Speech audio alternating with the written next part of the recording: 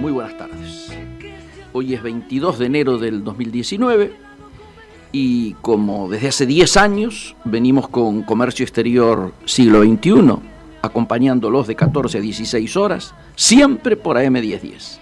Ustedes saben, nos pueden seguir a través de todas las plataformas de la radio, a través de las páginas de internet, en mi caso, la página en Facebook, Miguel Ponce, ingeniero Miguel Ponce, y esto que denominamos una suerte de editorial, que también es un sumario de lo que va a ser el programa, a través de Instagram, como estamos saliendo en estos momentos.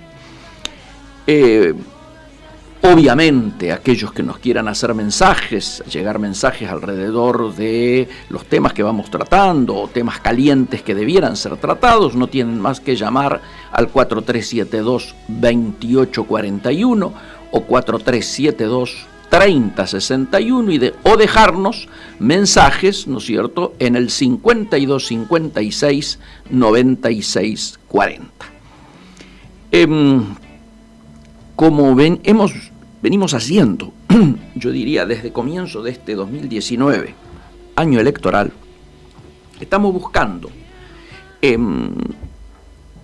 ir dándole las mejores informaciones y los adelantos, no solo económicos, no solo de comercio exterior, que es el centro, ¿no es cierto?, de nuestro leitmotiv en nuestro programa, sino además, por ser un año político, de la política y de sus protagonistas. Obviamente que vamos a intentar hacerlo de todos los sectores de la política, pero hemos empezado, por obvias razones de compromiso personal, digo, mío, empezamos con Ricardo Alfonsín, el primer programa, el segundo programa Juan Manuel Casella, y hoy vamos a tener directamente desde Córdoba otro gran protagonista, que además tiene en sus manos ni más ni menos que la máxima expresión de la Unión Cívica Radical, que es la Convención Nacional, que este año tiene que ratificar o rectificar la política de alianzas que lleva el partido. Como ustedes saben, me lo han escuchado decir, ayer inclusive hice por canales de televisión, ¿no es cierto?, al ser consultado, hice una advertencia de que si la Convención Nacional no es convocada, estamos dispuestos a judicializar las decisiones que se adopten en términos de la política de alianzas de la Unión Cívica Radical, que debe ser discutida, debe ser rediscutida, a partir de hacer un balance de qué le ha pasado al país primero, qué le ha pasado a nuestro pueblo y cuál ha sido el rol de la Unión Cívica Radical en estos casi 4 años, de Gualeguaychú a la fecha. Y entonces lo vamos a tener al presidente de la convención, el doctor Jorge Sapia, directamente desde Córdoba. Obviamente sí nos ayudan, no solo las comunicaciones, sino también muchas veces, el destino, ¿no es cierto?, que hace de que nuestras buenas intenciones, a veces por A o por B, no se concretan. En general, hasta ahora, este año toco madera, venimos ganando por goleada, todos los intentos que nos hemos planteado, todos los desafíos que nos hemos planteado, lo hemos logrado resolver técnicamente de la mejor manera. Y es así que a las 14:30 vamos a tener, entonces, como ya dije, al doctor Jorge Sapia directamente desde Córdoba. Lo enganché anoche. ¿Saben dónde lo enganché? Estaba entrando a ver el clásico cordobés entre Talleres y Belgrano. Así que lo primero que voy a preguntarle, porque lo ignoro, es si es pirata o tallarín, como dicen ellos. Pero lógicamente luego vamos a ir a los temas más serios, a los temas que a todos nos preocupan. Para la segunda hora, tenemos una entrevista, a mi juicio, clave. ¿Por qué? ¿Cuál ha sido, yo diría, la vedette en estos últimos días, luego de que se conocieran las estadísticas y los números del cierre del año? Algo que, por supuesto, en términos de sensibilidad, nos pega mucho, pero que tiene que ver con una cotidianeidad que nos abarca a todos. Los números conocidos, la inflación mayorista y la inflación minorista, están indicando alta preocupación. Ha sido la inflación más alta en 27 años, digo. Venimos hablando, los números oficiales, repito, rondan, ¿no es cierto?, los 47%. Pero los mayoristas que se conocieron rondan los 74%. ¿Qué nos está indicando esto? Yo lo dije inmediatamente que escuché el número, lo dije en un tuit diciendo que esto implicaba que si había esa diferencia, está habiendo lo que se denomina técnicamente un pass-through para trasladar a precios esa diferencia que lógicamente hasta ahora no se ha trasladado. ¿Por qué?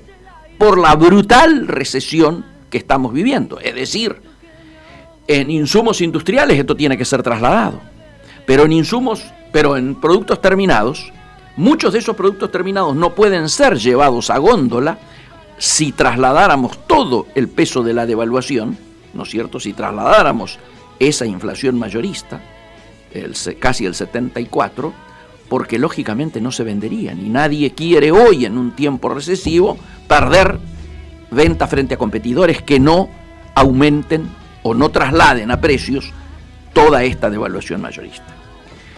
Pero claro, la inflación sigue siendo la niña bonita en nuestras atenciones. ¿Por qué? Porque también la sensibilidad que hay, ¿no es cierto?, la inflación que percibe la gente es entre un 50 y un 60%. ¿Y esto por qué? Porque lógicamente no es un número homogéneo. Para tener un promedio del 47 es porque hay algunos que aumentan entre el 70 y 80 y otros que se quedan en el 30 o el 28. ¿Sí? Lo terrible, lo que más nos duele, lo que más nos tiene que preocupar, lo que más impacta en un año electoral es que justamente los sectores que han aumentado más que la inflación oficial son aquellos sectores que hacen a los consumos populares. Y yo tengo 4 números que los estoy repitiendo en cada reportaje al que me presto. Fideos, entre enero del 19 y enero del 18, mismo producto, revista del supermercado, la primera de enero del 18 contra la primera de enero del 19, en el mismo lugar ubicados, ¿no es cierto? Mismo producto, estamos hablando de un 160%. Repito, fideos, consumo popular. El puré de tomate, mismo producto, repito, enero del 19 versus enero del 18, 80%. Harina, 100%. Leche, 90%. Yerba, 90%. Todos consumos populares, todos consumos de la gente. Si a esto le agregamos el tema de las tarifas, ya el tema se complica más, ¿no es cierto? ¿Por qué? Porque tenemos, y uno tiene la tentación, lamentablemente, de mirar el conjunto de lo que ha sido el gobierno en términos de tarifas. 1.317% aumentó la electricidad en los últimos 3 años. 708% aumentó el gas. Y si uno tiene en cuenta que el dólar en estos 3 años aumentó un 400%, estamos hablando claramente de una inflación de los servicios, de una inflación en dólares. Entonces, ¿qué hemos buscado? Hemos buscado contar hoy, en el día de hoy, con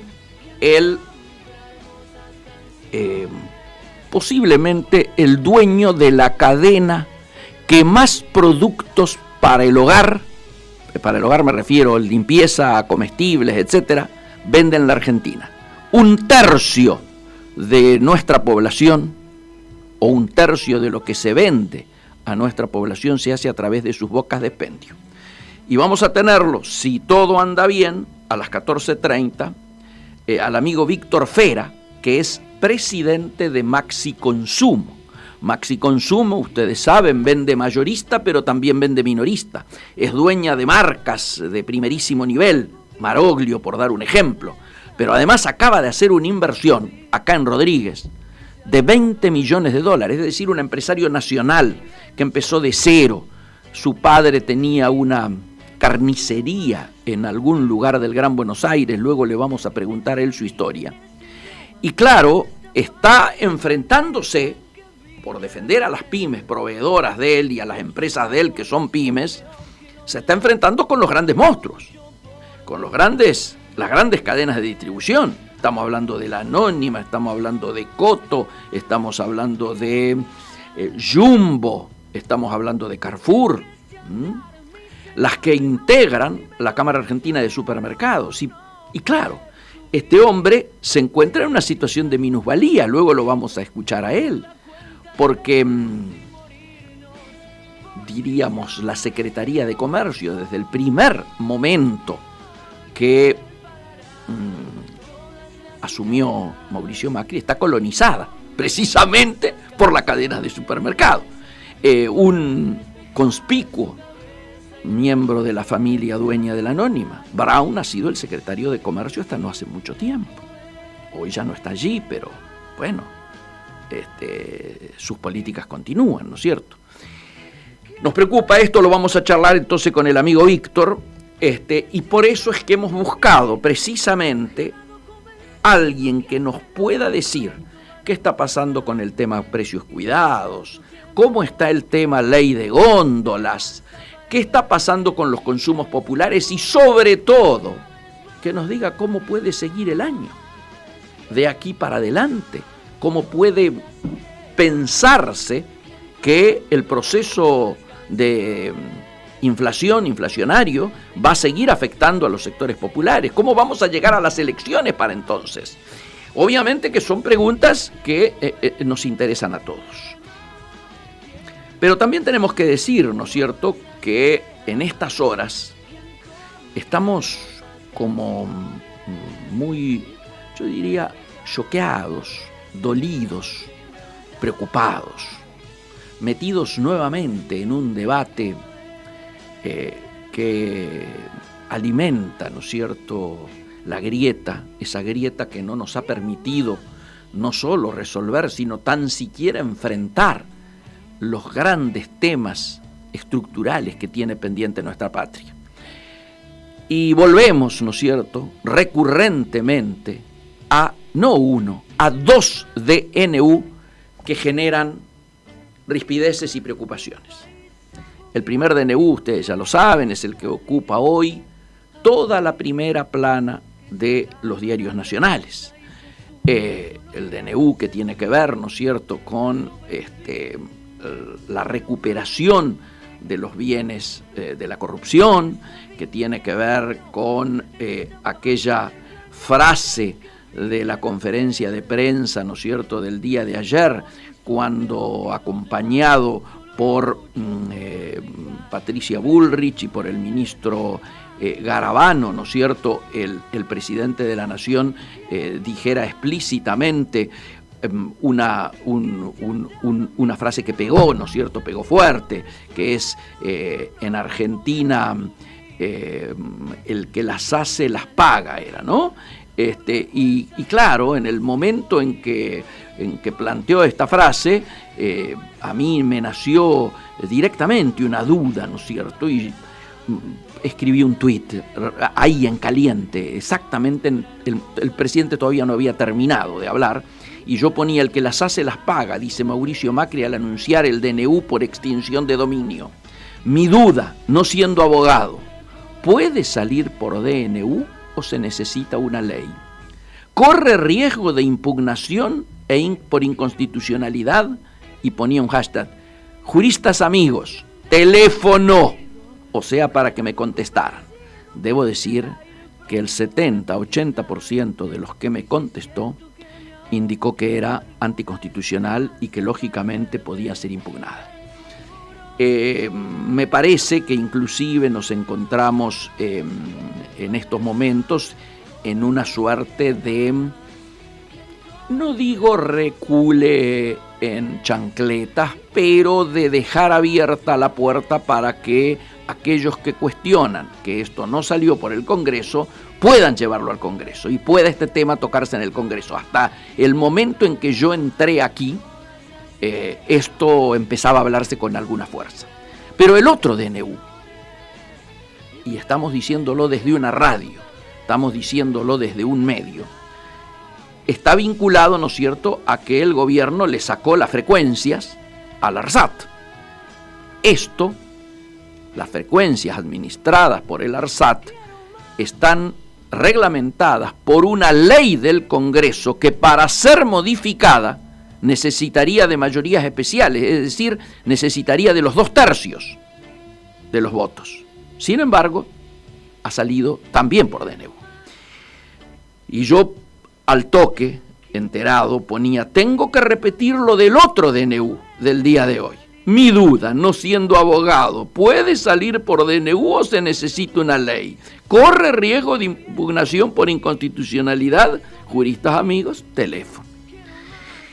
En general no ha habido buena suerte o buena praxis por parte del gobierno cuando se ha metido con algunos DNU preocupantes. Estos temas van a dar que hablar y van a estar en la primera plana a partir de hoy. Ya hoy están, pero el del ARSAT no ha estado tanto. Obviamente, los medios, que son los que van a participar en esas licitaciones, son los actuales. Y por lo tanto es muy posible que no veamos un gran desarrollo de esta temática en los medios más masivos, porque están implicados, están involucrados de alguna manera. Pero sigamos esto con mucha atención y lo vamos a hablar seguramente con el presidente de la convención, con Jorge Sapia. Nos preocupa otro tema también.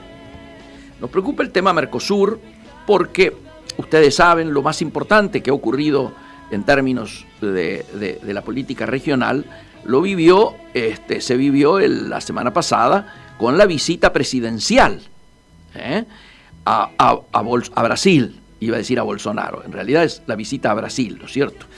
Y claro, a último momento parece, de acuerdo a un cable que solo publicó El Cronista, Macri habría planteado a Bolsonaro la posibilidad de bajar a la mitad los aranceles del Mercosur para caerle bien, yo diría, a Bolsonaro, ¿no?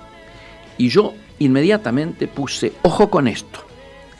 Hace 12 años, el entonces canciller brasilero Amorim, en el marco de la ronda Doha de la Organización Mundial de Comercio y sin preguntarle a los socios del Mercosur, le ofreció a Estados Unidos y a la Unión Europea la reducción sustancial de los aranceles industriales. Cuando la poderosa FIESP, o sea, la Federación Industrial del Estado de San Pablo, que lógicamente reúne a más del 60% del PBI industrial de Brasil, saltó en contra inmediatamente, Amorim los apaciguó. ¿Qué les dijo? Estos le saltaron a la yugular y Amorim le dice, no, muchachos, tranquilo, tranquilo. Les prometió darles subvenciones industriales en función de esa baja. Así, lo que en realidad se estaba perfilando era un plan perfecto de liquidación de la industria argentina. Por eso estoy alertando al respecto. Nuestra industria no está preparada para esto. Compartir el mercado argentino con más importaciones extrazonas, para que ustedes tengan idea, hoy el déficit comercial industrial total ya es arriba del 30% del PBI industrial, perder las preferencias Mercosur en Brasil, en Uruguay, en Paraguay, en el resto de los países del Mercosur, y tener que competir con la industria brasilera, que está subvencionada y tiene financiamiento oficial, es el acta de defunción de la industria nacional. casi yo diría con certeza. Para mejorar el Mercosur hay que asegurarle que Brasil no subvencione su industria directamente o vía financiamiento oficial. Además, pensemos un poquito. Esto puede atraer, ¿no es cierto?, competidores extrazona y afectar nuestras exportaciones agropecuarias a Brasil, a Uruguay y a Paraguay, por parte de estos competidores que vienen de otros lados, con impacto directo en ciertas economías regionales nuestras que son muy sensibles. Por ejemplo, si llegan lácteos de Nueva Zelanda con subsidios de la Unión, o que lleguen subsidiados por la Unión Europea, si vienen vinos de la Unión Europea, de Estados Unidos, de Australia, de Nueva Zelanda, ajos pueden venir de China, aceite de oliva subsidiado desde la Unión Europea, frutas, verduras enlatadas, la Unión Europea con subsidios, ¿no es cierto?, en estos temas, como recordarán ustedes, eran los duraznos griegos enlatados que llegaban aquí, alimentos procesados, obviamente de la Unión Europea, todo ello hecho en forma unilateral, sin ningún tipo de negociación. La industria argentina no está enterada. La famosa teoría y táctica del cuartito de al lado, de la diplomacia del cuartito de al lado, no se aplica. Hay un secretismo en esto que asusta. Al revés de, ¿no es cierto?, lo que hace Trump. Trump y la Unión Europea están haciendo exactamente lo contrario a esto que se ha ofertado. En la carta que el presidente Macron le mandara a los franceses hace poco, el 13 de enero, habla de soberanía industrial, digital y agropecuaria. Y ojo, eso que Macron está entre los europeos más multilateralistas, diríamos, ¿no? Imagínense el resto. Bueno, sobre todos estos temas vamos a estar hablando en el programa de hoy. Sobre todos estos temas les pedimos que estén muy atentos y sobre todos estos temas seguramente los vamos a continuar alertando para ver de qué manera se avanza en toda esta situación. Si todo anda bien, ya lo tenemos al amigo Víctor Fera, presidente de Maxi Consumo en línea. Es así, Víctor, Miguel Ponce aquí. ¿Qué tal, Miguel? ¿Cómo está usted? Pero qué alegría escucharte, Víctor. Yo decía recién en esta suerte de editorial que de alguna manera la inflación, los precios, lo que está ocurriendo hoy en el país en estos temas está en el centro de la preocupación. Yo diría sobre todo a partir de que se conoció, primero, cómo cerró el 2018 con la inflación minorista más alta de los últimos 27 años, pero sobre todo cómo cerraron el índice de mayoristas, ¿no es cierto?, de precios mayoristas, y lo que se ha conocido en el día de hoy, que habla de que la inflación, diríamos, sensible, la inflación percibida, la llaman, está entre un 50 y 60%.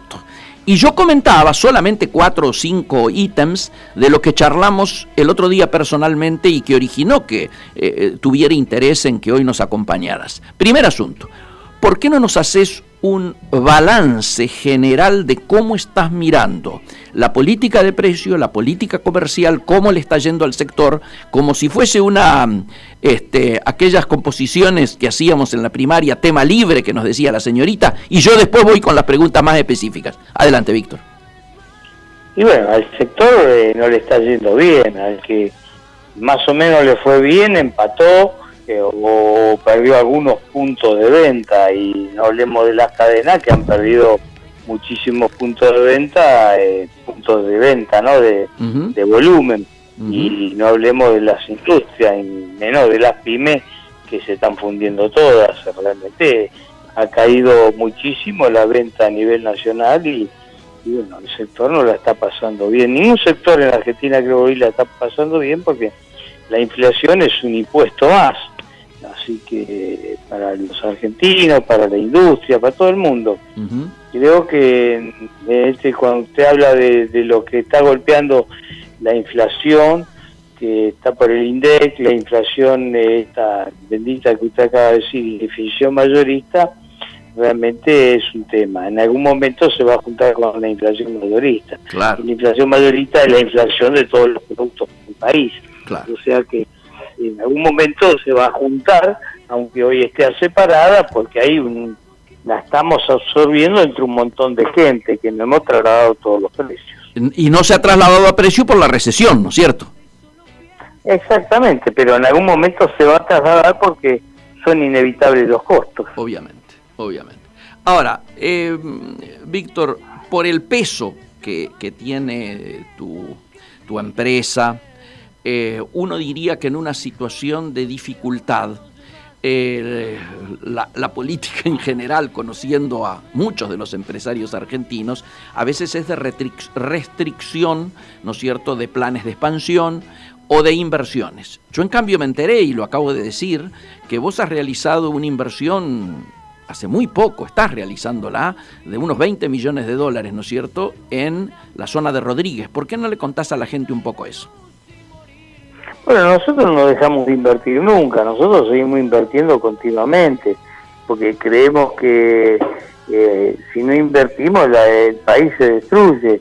Todos los empresarios deberían invertir.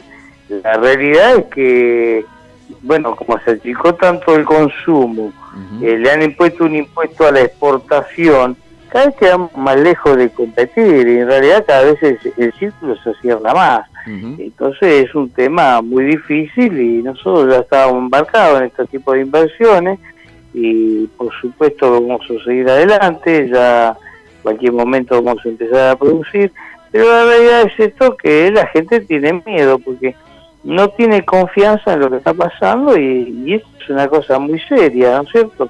No tener confianza es lo último que nos puede faltar. No nos puede no puede pasar cualquier cosa, pero cuando uno pierde la confianza de inversión, la pérdida de capital que hoy tuvimos todas las empresas por devaluaciones, obvio, y las pymes, ni hablar que se descapitalizaron totalmente, bueno, son golpes durísimos.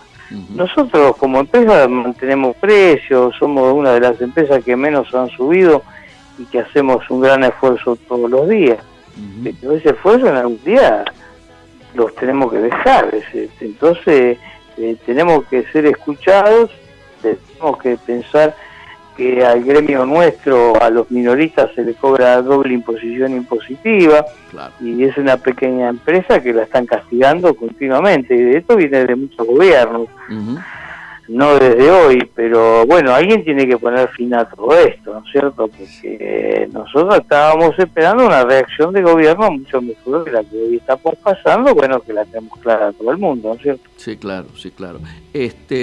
Víctor, ¿y cómo está el proceso aquel tan meneado, tan hablado, que llevó ríos de tinta, que ustedes pusieron el grito en el cielo en su momento, la famosa ley de góndolas? Contanos un poco el cuadro de situación hoy de este tema.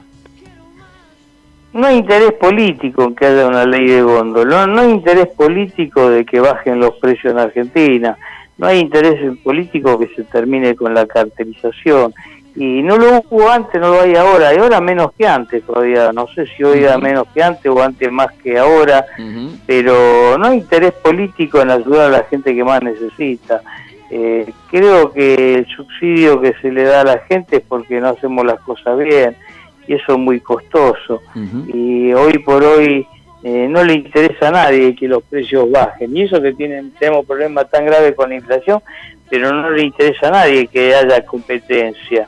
Porque si hubiera competencia los precios van a bajar, pero al no haber competencia los precios no bajan, o sea que acá hablamos que todo el mundo quiere parar con la inflación, que es fácil hacer eso y no se hace. Entonces la verdad que es preocupante, porque no sabemos cuál es la dirección del camino a tomar, ¿no es cierto? Claro. Ahora, esto en algún momento se va a tener que aplicar. A fin de cuentas, será una ley, ¿no es cierto? Estamos hablando de algo que se supone que todo el mundo y todos los bloques, en principio, debieran estar apuntalando, ¿no? Pero no lo hacen. Claro. No lo hacen. Esto no debería ser una ley, debería ser un decreto nacional de urgencia, yo creo. Porque la necesidad de que bajen los precios en la Argentina tienen que son de última urgencia, o sea que yo creo que no hace falta ni una ley. La ley está, lo que pasa es que no se pone en práctica, claro. No la atienden, no se no se controlan las denuncias, se pisan los expedientes. Puedo decir tranquilamente, se pisan los expedientes. Absolutamente. No tengo ninguna duda. Y los amigos de los amigos vienen acá, che, parame esto, che, parame lo otro, y así sucesivamente. Es eso lo que pasa.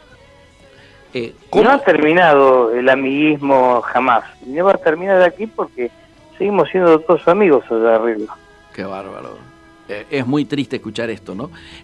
Ahora, vos pensás... Pero es cierto, es cierto. No, sin duda, sin duda. Ahora, vos pensás que, por ejemplo, siendo un año electoral, van a tratar de buscar que el mercado interno reaccione de una manera más positiva de lo que viene ocurriendo hasta ahora?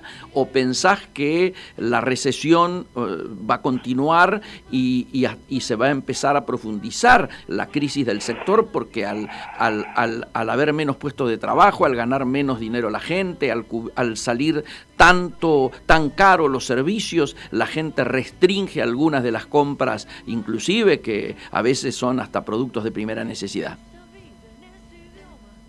Yo creo que se va a reactivar, Dios quiera que se reactive. A mí me parece que se tapa todo con marketing barato. Disculpe que digo esto. No, coincido totalmente. Se tapa todo con marketing barato. Vamos a hacer esto, vamos a hacer lo otro, vamos a hacer lo otro. Desde que tengo uso de razón, hace 50 años que hago este trabajo y hace 50 años que escucho todo lo mismo, siempre lo mismo. La culpa la tiene el otro, vamos a hacer esto, le vamos a hacer esto, vamos a hacer lo otro, pero en definitiva nadie hace nada. Lamentablemente no. Yo, mire, hoy estuve en mi oficina reunido con 3 o 4 personas y había gente que me decía, vos sabés que me siento mal, me siento enfermo, estoy perdiendo peso, estoy estresado, pero ¿te va bien en el trabajo? Sí, yo trabajo en una empresa muy buena, no tengo ningún tipo de problema, la verdad que no. ¿Y entonces qué te pasa? Pensé que íbamos a vivir mejor en la Argentina hoy, después de 3 años, y realmente no lo estamos haciendo, y me taladran la cabeza todos los días con cosas del pasado, y el presente cuando lo vamos a vivir. Tengo hijos chicos que van al colegio, no sé qué decir. Y así sucesivamente, hablando con distintas personas, les pasa esto. No saben qué pensar. Sí, coincido. Es un momento muy particular donde además muchas expectativas que se habían creado, ¿no es cierto?, con el cambio de gobierno, con el transcurrir de los meses y ahora ya de los años, han ido quedando frustradas, ¿no es cierto? Y por eso esta... Ayer la declaración de Melconian, por ejemplo, ¿no? A ver, contanos un poco. Y ahí decía que el país está peor que nunca, Melconian, que fue presidente del Banco Central con este gobierno. Y que es un hombre claramente un hombre oficialista y del PRO, ¿no? Claro, oficialista, y de pronto, qué sé yo, ¿qué estará buscando votos para otro lado? Yo creo que tenemos un problema todos claro. Dice, yo tengo una consultora y no le puedo mentir a la gente. Claro. Y yo tengo un negocio y no le puedo mentir a la gente. Y yo tengo mucha gente como usted que me llama y no le puedo mentir a la gente. Digo lo que está pasando. Los precios subieron en un año, bueno, ni hablar en 3 años, 200% los fideos, la harina. Realmente la gente humilde no puede comer. Obviamente. Y bueno, eso es lo que está pasando. Y del otro lado no veo que haya un movimiento para querer solucionar parte de esto, porque parte de esto está por la ley de góndola que falta, ¿no es cierto? Claro. Parte de esto está porque la falta de competencia, parte de esto está porque no se escucha a la gente, parte de esto está por un montón de cosas. Lo mío no es político. Usted me pregunta cuánto sube la harina y yo le digo inmediatamente cuánto sube la harina. Miro un diario de publicación de enero del 2019 y miro uno de enero del 2016 y le digo cuánto sube el producto. Claro. Cualquier cliente mío tiene la publicación de esa fecha con la de esta fecha y lo ve. Claro. Esto es una cosa que no se puede esconder. Usted vio el otro día, cuando estuve en mi oficina, usted vio que arriba de mi escritorio estaba un volante, es una revista de información de precios semanales. Y comparada con la hace 3 años va a ver cuánto fue la inflación. Y bueno, podemos hablar de muchas cosas. Lo que no podemos esconder la realidad, ¿no es cierto? Ahora, obviamente acá hay una autoridad de aplicación, ¿no es cierto? Esa autoridad de aplicación es la Secretaría de Comercio. Al comienzo había un hombre del sector, ¿no es cierto?, de apellido Patricio del sector, ¿no?, muy vinculado a... Sí, Patricio, de los Patricios. Sí. Vinculado a los dueños de la Anónima. Mi pregunta es, ¿qué balance hacemos de cómo se ha, llamémosle, administrado el comercio desde entonces? No, cuando estaba lo que usted dice antes, era mucho peor porque nadie se escuchaba. Hoy por lo menos podemos hablar con la Secretaría de Comercio, podemos informarle, podemos poner precios cuidados que los aceptan. Ahora después no lo ponen a la venta, pero por lo menos los aceptan, que eso es importantísimo. Claro. Pero esto es lo que pasa acá. Los precios cuidados es una cosa muy buena para el país, pero si se pondría en práctica y fuera una obligación tener el producto de precio cuidado en la góndola. Entonces ahí automáticamente usted va a tener rápidamente una baja de precio importantísima. Ahora claro, si van a poner 30 productos cada uno de precio cuidado en la góndola de los supermercados, cada uno pone uno diferente, de los productos que no son realmente de la canasta familiar y que no hacen a la cosa y que no se exhiben bien. Realmente, eso es una broma. Ahora, si uno pone los precios cuidados, hoy tenemos 130 precios cuidados. Están los 130 precios cuidados a la vista. Claro. Están los 130 precios cuidados para que el consumidor los agarre y se los lleve. ¿Entiendes? Eso es precio cuidado. Después, lo otro es precio más marketing. No debería decir eso, a la gente no le gusta que yo diga eso, pero es más marketing de lo que realmente se hace. Correcto, sí, totalmente de acuerdo. Ahora, la preocupación de la gente precisamente es cómo va a seguir esto. Con tu experiencia, Víctor, ¿vos estás pensando que se va a terminar de trasladar a precios, como decías recién, es la diferencia que hay entre mayoristas y minoristas, ¿no es cierto? O el hecho... No tengo ninguna duda. Vos no tenés ninguna duda. La pregunta es, ¿cuándo se va a trasladar? ¿Vos estás viendo que esto va a ocurrir en los próximos meses o a lo largo del año?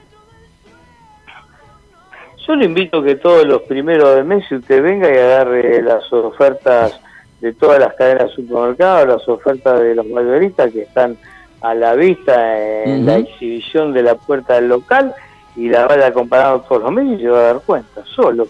No hace falta ni que yo se lo dé. No, está claro. Usted va a ver solo automáticamente cómo van cambiando los precios.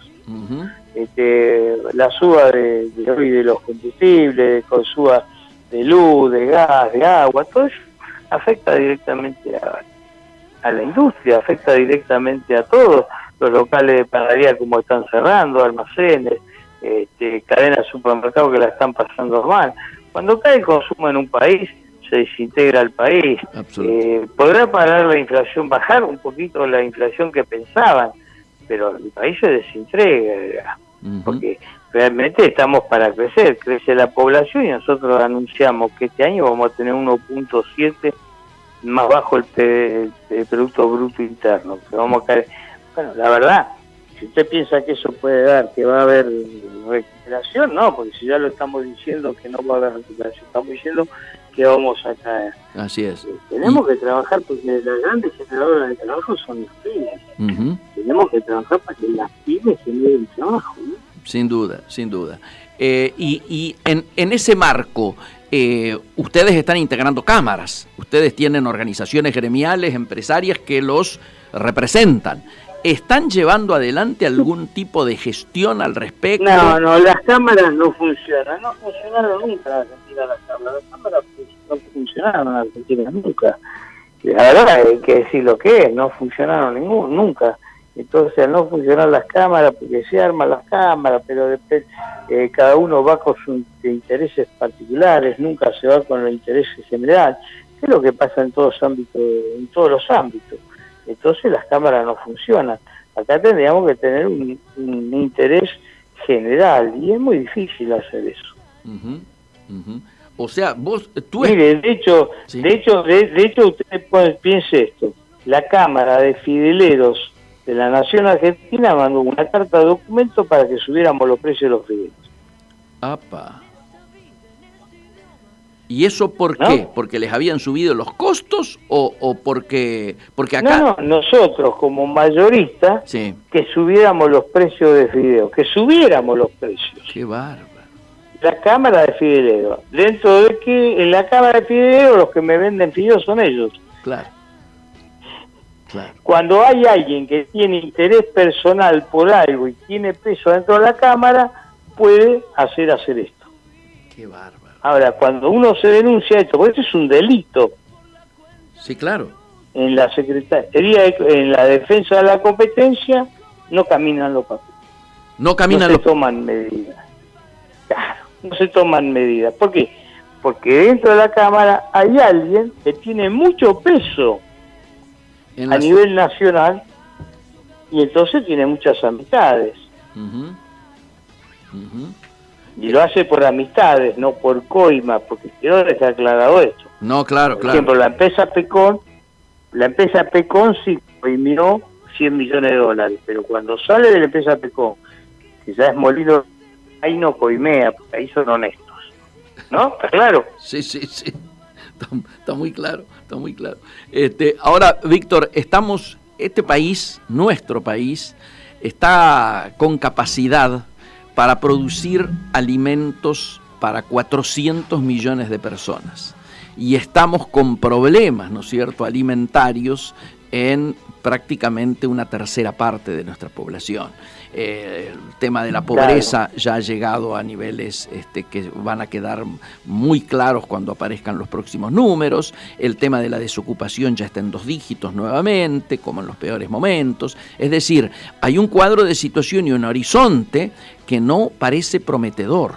Es en ese marco que estamos haciendo este análisis y sobre todo el análisis a futuro. Si vos tuvieras que hoy en tus manos la capacidad de hacerte escuchar por parte del gobierno o por parte de la política en términos generales, ¿qué le dirías para solucionar esto que muy bien vos venías diagnosticando?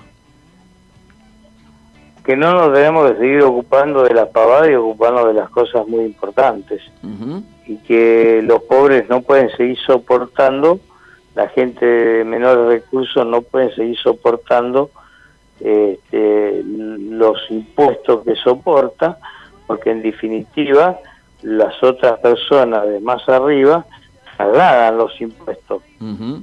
Son recaudadores de la corona, Uh-huh. no pagan impuestos, Uh-huh. o sea, recaudan impuestos y lo depositan en la corona, ¿me entiende? Esa es la diferencia de pensamientos mía con la que por ahí tienen los estados. Uh-huh. Y los estados piensan, y la gente piensa que paga impuestos. Yo digo que se trasladan a los impuestos. Cada persona, cada multinacional, cada monopolio cobra todos los impuestos en el precio y lo paga un solo persona, el consumidor final, ¿no es cierto?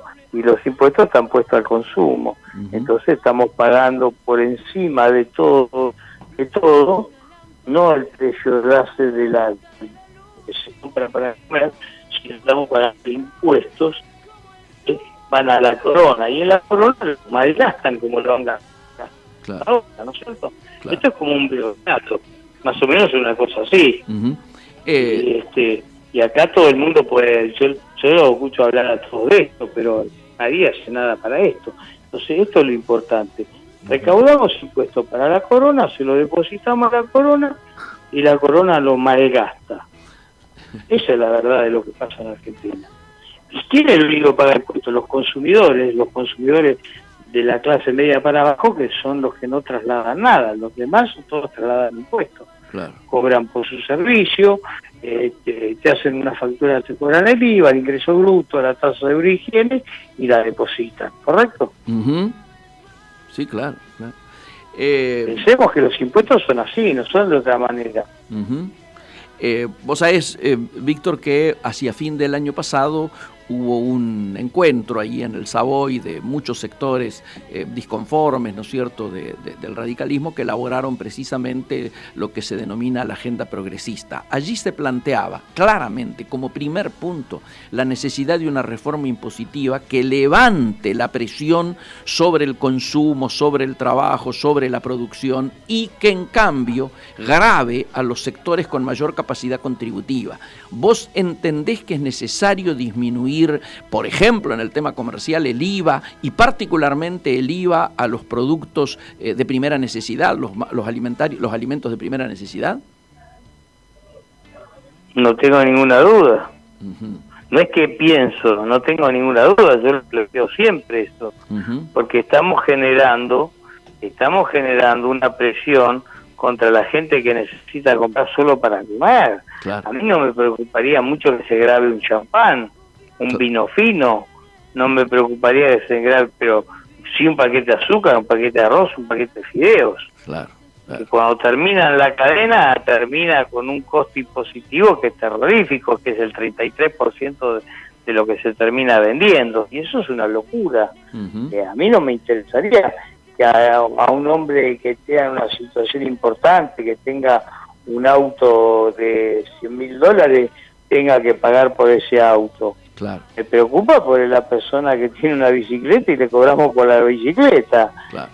A ver si soy claro. Muy claro. Me preocupa por una persona que va a comprar 1 litro de leche y le cobramos los impuestos de este hombre que tiene un auto de $100.000. Uh-huh.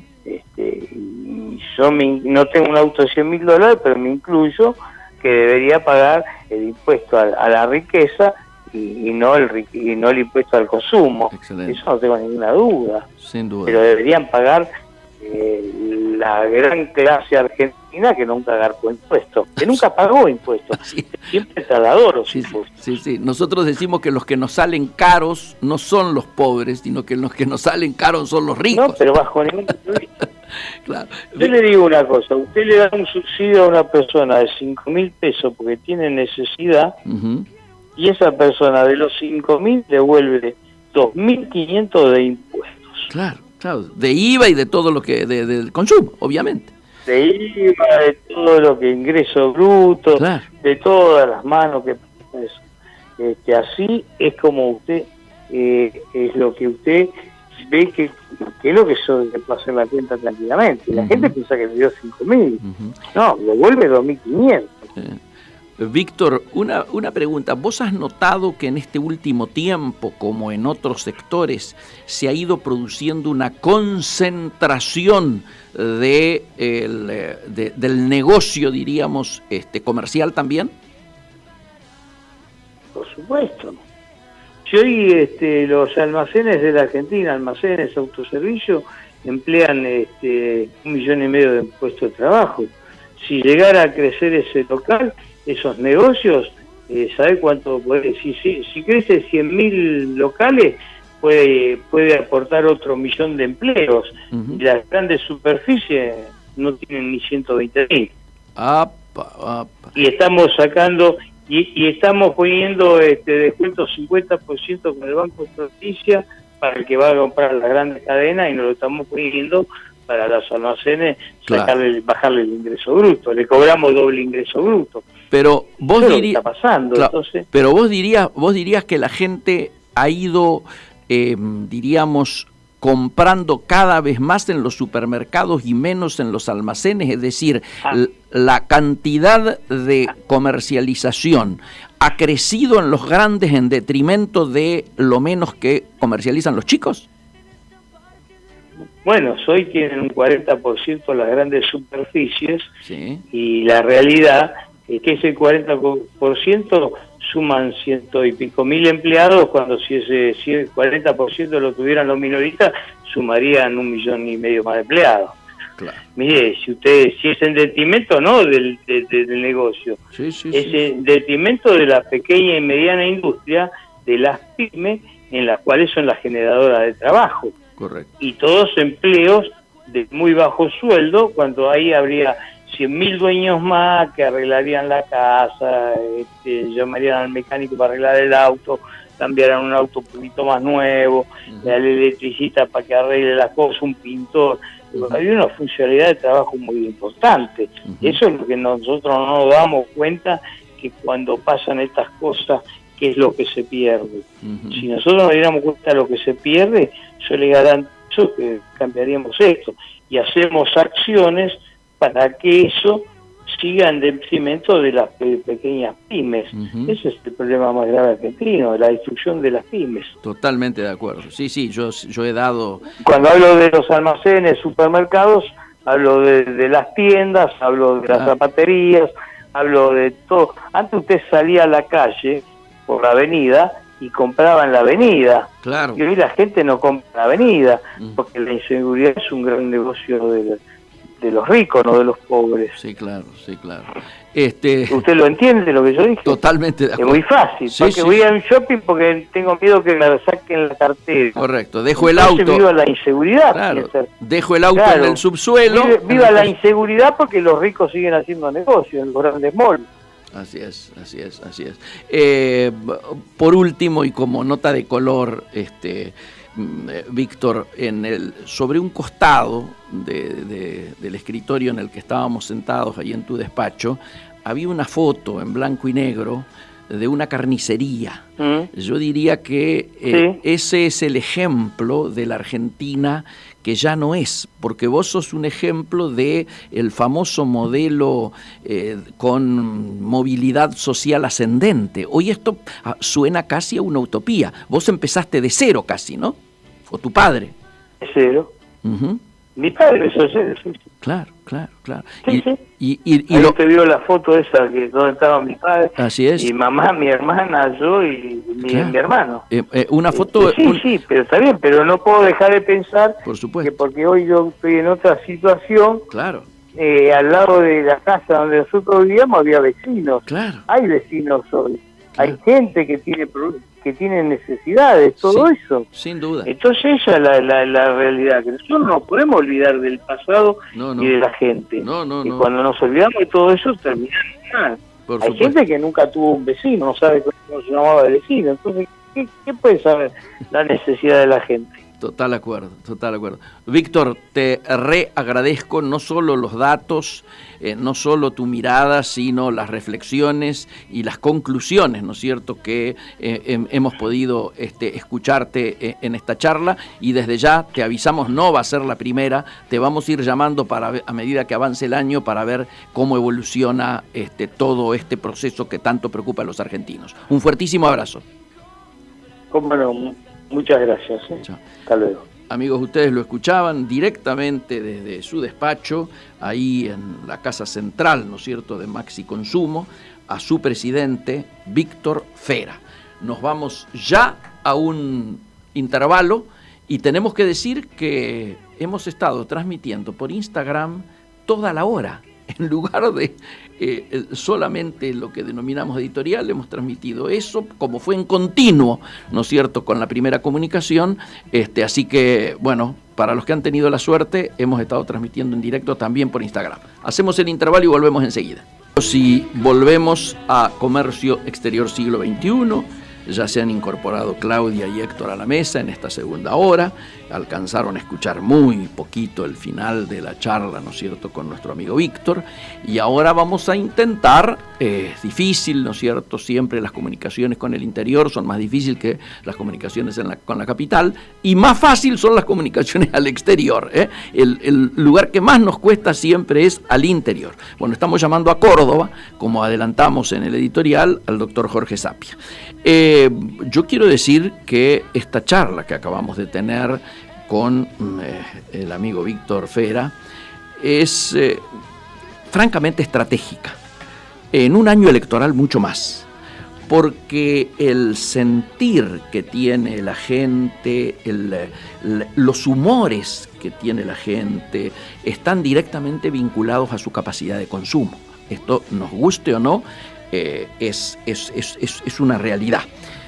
Y cuando uno visualiza que en unas situaciones recesivas como estas se vende menos, el ambiente que se vive en los supermercados donde la gente va y pesa más y controla más y mira más los precios, cuando esta inflación, diríamos, que hoy se mira que es que la gente percibe, la percibe entre el 50 y el 60%, por más que en minoristas haya sido, como lo vimos, alrededor del 47%, pero la percepción que hay es que el proceso inflacionario es mucho más profundo y más elevado del que dicen los números, que como todos sabemos son un promedio. ¿Por qué? Y porque los sectores populares gastan más en productos que, por supuesto, como lo hemos dicho en el editorial, están por encima de esa media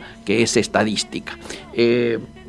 Nosotros queremos claramente poner este acento, y lo vamos a hacer en Comercio Exterior Siglo XXI, porque tiene que ver precisamente con lo que vamos hablando, ¿no es cierto?, de cómo se va desenvolviendo el tiempo político en la Argentina. Si todo anduviera bien, nos tendría que estar escuchando el presidente de la Convención Nacional de la Unión Cívica Radical, el amigo Jorge Sapia, directamente desde Córdoba. ¿Es así, Jorge? Así es, Miguel, ¿cómo estás? El gusto de saludarte. Yo en el editorial prometí hacerte una pregunta sobre algo que ignoro. ¿Sos tallarín o sos pirata? No, tallarín. Entonces, tallarín. ¿estás contento? Estamos muy bien esta mañana, esta tarde ya. Sí. Además me dicen, los que entienden de fútbol, me dicen que además le hicieron precio. Le hicimos precio, sí, porque como son unos primos hermanos nuestros, no quisimos pasarnos de la raya, porque si un 5-0, un 6-0 hubiera sido horrible para ellos. Claro, empezar el año mal. Igual te cuento que a nosotros cada vez que Belgrano pierde, nos alegra, porque como siendo hinchas de River no podemos olvidar que, no por culpa de ellos, pero fueron horas muy difíciles aquellas de nuestra marcha hacia la B. Por suerte hemos tenido algunas otras satisfacciones últimamente. Jorge, el tema es así. Hemos empezado un año político. En el primer programa lo tuvimos a Ricardo Alfonsín, en el segundo programa lo tuvimos a Juan Manuel Casella, y obviamente siempre te estábamos buscando a vos, sabíamos que estabas afuera, que no nos podíamos comunicar, bueno, siempre es más difícil hablar con el interior. Yo, como cuando estábamos en la primaria, tema libre, nos decía la profesora, a mí me gustaría que nos digas cómo estás mirando el año y particularmente cómo estás mirando el rol de la Unión Cívica Radical hasta este tiempo y el rol que debiera cumplir la Unión Cívica Radical en un año electoral como este. Bueno, son varias preguntas en una, señor, ¿no? Sí, señor. La primera, referida a cómo estoy viendo el año, lo estoy viendo con una enorme preocupación. Por momentos te diría que con angustia, porque yo veo que no hay ninguna... No se ve ninguna lucecita al final del túnel, y en cambio veo que la gente cada vez tiene menos posibilidades de acceder a los bienes de consumo mínimos para su subsistencia, y esto realmente es muy angustiante, porque no veo cómo podemos salir de este atolladero en el que estamos, producto de un error grave de conducción económica en el país, ¿no?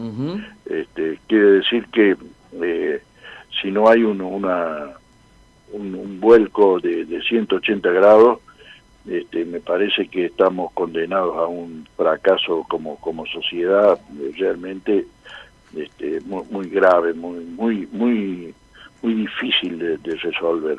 Esto en punto a la primera parte de la pregunta. Y la segunda parte de la pregunta, vinculada con el rol de la Unión Cívica Radical, te diría que la Unión Cívica Radical está empantanada porque se ha metido en un charco muy profundo, y no puede salir de ese charco, y ese charco implica la aceptación de políticas equivocadas que no tienen nada que ver con nuestro ideario, con nuestros valores, nuestras tradiciones políticas, y entonces hemos consentido todos estos errores que ha cometido el gobierno de Cambiemos, con una actitud sumisa, con una actitud silenciosa, con una actitud de conformismo que obviamente nos ha sepultado en el ostracismo, y salir de esa situación no va a ser fácil. Yo creo que hay que empezar por el principio, y el principio de cualquier partido político es reivindicar las banderas que han sido parte de su bagaje ideológico y marchar con esas banderas al frente. Es decir, si eso implica un derrotero exitoso o no, lo dirá el tiempo, pero es una gestión que hay que hacer, porque la peor gestión es la que no se hace. Así es. Y entonces nosotros creo que los radicales tenemos que empezar a pensar seriamente en resucitar el partido tal como ha sido históricamente, ¿no? De modo que esto hay que hacerlo. Y vos me vas a preguntar, ¿y dónde se resuelve esto? Y esto se debería resolver en la Convención Nacional. Sí, señor. Y la Convención Nacional no se reúne, y lo que debería hacer la Convención Nacional no lo hace nadie. Y no se reúne porque no consigo tener el aval el apoyo del Comité Nacional para convocar a la Convención Nacional. Sin el apoyo del Comité Nacional, que implica darme el orden del día y darme la financiación para poder hacer... la Convención Nacional no tiene un solo peso de ninguna índole, de ningún lado. Obvio. Y si no tenemos financiación no podemos convocar a la Convención. Y no consigo tener un ok del Comité Nacional para esto. Lo sabemos y lo denunciamos cada vez que podemos, particularmente los que somos convencionales, ¿no es cierto? Nos vemos obligados a hacerlo. Acá está habiendo y se está hablando mucho más que de plataformas o de qué se quiere hacer o qué se debería hacer o cómo se debería salir de este atolladero. Se está hablando más de candidaturas y más de posibilidades de alianzas de un lado y de otro. Hay permanente manejo y barajar nombres. ¿Cómo estás mirando este espectáculo en el cual, en lugar de contenidos o de ideología, solamente priman los nombres y los candidatos? Yo te diría, con letra de tango, de rabo de ojo, un costado lo estoy mirando, ¿no? Sí, bueno. Porque no me gusta, sí, claro. no me gusta que empecemos a discutir candidaturas si no sabemos qué plataforma básica de ideas le vamos a proponer al candidato. Entonces estamos poniendo el carro delante del caballo. Totalmente. Es decir, a ver, por una cuestión de una situación de espanto, nos adherimos a candidaturas en el 2015. Sí, señor. Y yo creo que al país no le fue bien, ¿no? Así es. Donde no se... Entonces, yo no quiero que hablemos de candidaturas. Claro. No me parece que sea correcto hablar de candidaturas, no me parece que podamos resolver nada hablando de candidaturas. Claro. Lo que tenemos que decir es qué país queremos, cómo lo queremos y qué vamos a hacer para ver si nos acercamos a ese ideal. Sí, claro. Mientras tanto no hagamos esto, no tiene mucho sentido hablar de candidaturas. ¿Quién? Juan, Pedro, Diego. ¿Para qué? ¿Qué dicen Juan, Pedro o Diego? Claro. ¿Cuánto miden? Pero si la medición es una cuestión personal que tiene que ver con los afiches más o menos sonrientes, no me parece que esto resuelva nada. Estamos de acuerdo. Sí, por eso, primer asunto, esto que vos recordabas recién, ¿no es cierto? Aprender del 2015, donde fue una unión, ¿no es cierto?, de figuras y de partidos, pero no hubo una plataforma, un programa. Un acuerdo programático, Miguel. Esto lo vengo diciendo yo desde...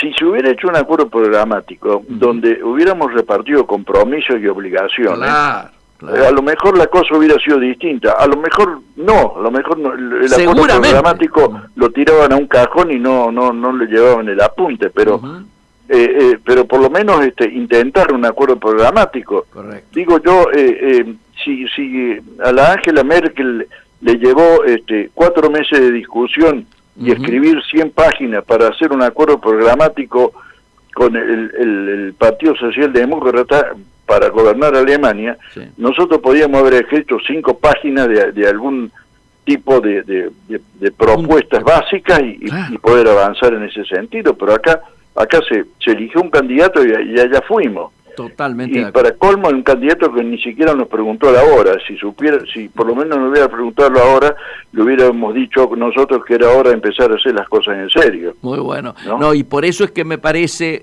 fue muy positivo, yo celebré mucho que pudiera realizarse, mientras todos hablaban de candidaturas, un sector de este radicalismo que no está conforme con la actual conducción, ¿no es cierto?, ni con el gobierno, que pudiera efectuar un encuentro como el del Savoy, donde pusiera por delante el tema de la agenda progresista. Bueno, yo creo que ahí está el quid de la cuestión, Miguel. Yo creo que lo de Tucumán, lo del Savoy, son dos hitos que hay que profundizar, promover y hay que avanzar en eso. Yo estoy convencido que dentro del radicalismo tenemos que armar un movimiento por la democracia social y avanzar en ese sentido y buscar posibles alianzas con partidos más o menos parecidos al nuestro y tratar de hacer un frente político donde podamos elaborar un plan mínimo de acción para revertir la actual crisis que nos tiene sometidos, ¿no? Total.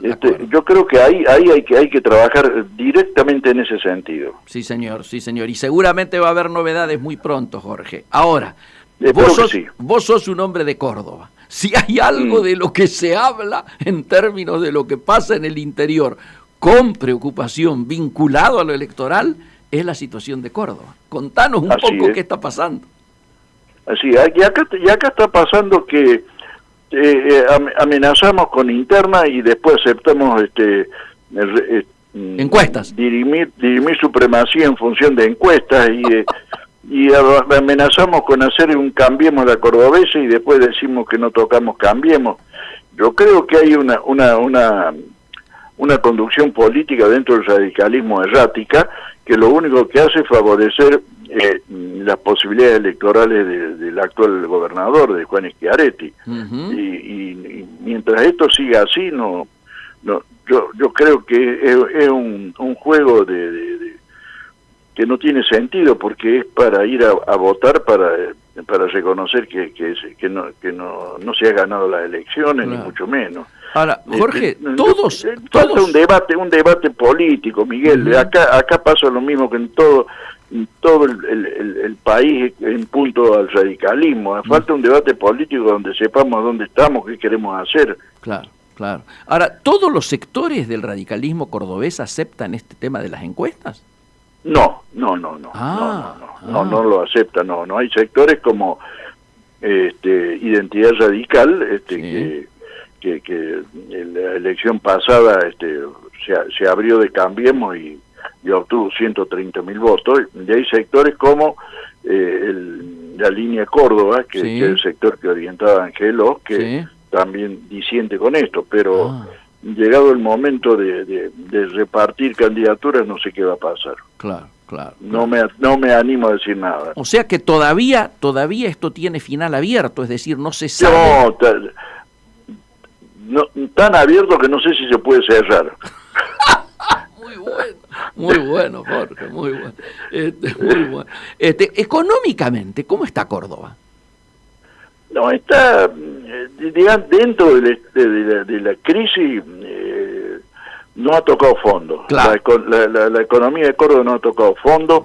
Es más, hay algunos sectores que han conseguido levantar la mira en punto a la actividad exportadora, y con eso se ha recuperado algún sector. El clúster del maní, por ejemplo. El clúster del maní, por ejemplo. El clúster del maní, sí, eso por supuesto. Claro. Y algunas actividades que tienen que ver con los biocombustibles, han recuperado terreno. Claro. Y la actividad automotriz ha retrocedido, pero no demasiado. Entonces, digamos, estamos sorteando con dificultad, pero sorteando de algún modo la crisis, ¿no? Bien. Y todavía inclusive se avisora un ancho colchón de paz social, yo diría, ¿no? Sí, porque acá hay una cosa que es obvia, Miguel, y que ha ocurrido en el país. Cuando lo que peligra es la fuente de trabajo, claro. no hay voluntad de hacer ninguna revuelta, ni de provocar manifestaciones, ni movimiento de fuerza, ni medida de acción directa. Claro. Cuidamos lo que tenemos, que es poco, pero lo tenemos. Entonces, hay una paz social forzada por circunstancias que no tienen que no tienen nada que ver con el estado real de situación, sino tienen que ver con una actitud de conservación, ¿no? Correcto. En estos momentos se está llevando a cabo el encuentro de Davos, donde nosotros tenemos una representación a nivel ministerial, pero no ha ido el presidente, pero el Fondo Monetario ha hecho conocer allí a tanto algún tipo de pronóstico en relación al retroceso de la economía mundial y en particular de Latinoamérica, como asimismo recordar algunos de sus preceptos que suelen, diríamos, plantearse en situaciones de crisis. Por ejemplo, está diciendo la necesidad de una reforma tanto jubilatoria, ¿no es cierto?, como jubilatoria y de seguridad social, ¿no es cierto?, y laboral. Están hablando de levantar la edad jubilatoria en 5 años, sí, como una medida tendiente a abaratar costos. Así es. Pero claro, entonces nosotros primero hay que ver si el trabajador está en condiciones de aguantar 5 años más trabajando, claro, o su contextura física ha dicho basta ya, primero. Y segundo, hay que ver otra cosa. Si nosotros aumentamos la edad jubilatoria, estamos cerrando las puertas a la incorporación de jóvenes, de los jóvenes a los puestos de trabajo. Y esto es un tema que hay que tratarlo con mucho cuidado, con mucha equilibrio, con mucha minuciosidad para no caer en errores, ¿no? Y sobre todo en los países de América Latina, donde el que se jubila pasa a ser un elemento del desahucio y no un sujeto de derechos en la sociedad. Correcto. Es decir, si no preparamos a los trabajadores para el retiro y dándoles alguna posibilidad de subsistencia digna, no tiene ningún sentido ponerse a hablar de las jubilaciones, por un lado. Y por otro lado, en el tema, el fondo está anunciando que hay que pensar en los próximos años una disminución del 6% de los salarios que hoy se perciben en el mundo. Así es. Y yo no creo que sobre la base de disminuir la capacidad adquisitiva de los trabajadores vamos a resolver los problemas económicos. Los problemas económicos tienen que ver con que hay un mundo corporativo que avanza sobre las economías regionales, sobre las economías nacionales, y que determina cómo se mueve el proceso productivo. Y el proceso productivo está atado al éxito que tienen las grandes corporaciones financieras en su operación y en su bicicleta. Entonces, ya lo dijimos, en mi declaración del 11 de mayo del año pasado, dije lo que iba a pasar con el Fondo Monetario Internacional, y está pasando. Está pasando, no hay ninguna duda. No hay ninguna duda. El ajuste está, los anuncios de lo que le van a exigir a los países deudores del fondo en materia previsional y en materia laboral, están demostrando que somos prisioneros de una situación de injusticia social. Correcto. Jorge, igualmente vos estás pensando que por el hecho de ser un año electoral es muy difícil que este tipo de reformas pase por el Parlamento hoy, ¿no es cierto? No, ni pensarlo, no. Sí. No, pero hay que estar alertando, claro. Con una proyección de futuro, Miguel, claro. Una proyección de futuro. En ese sentido, diríamos, lo que acá tenemos que ir internalizando es que sea cual sea el gobierno que venga, la situación para el 2020, o sea, va a ser de muchísima más dificultad que la actual, porque el peso de los compromisos externos ya no va a tener la tranquilidad que tiene este año, donde está garantizado el financiamiento, por lo menos, de los pagos de deuda, ¿no?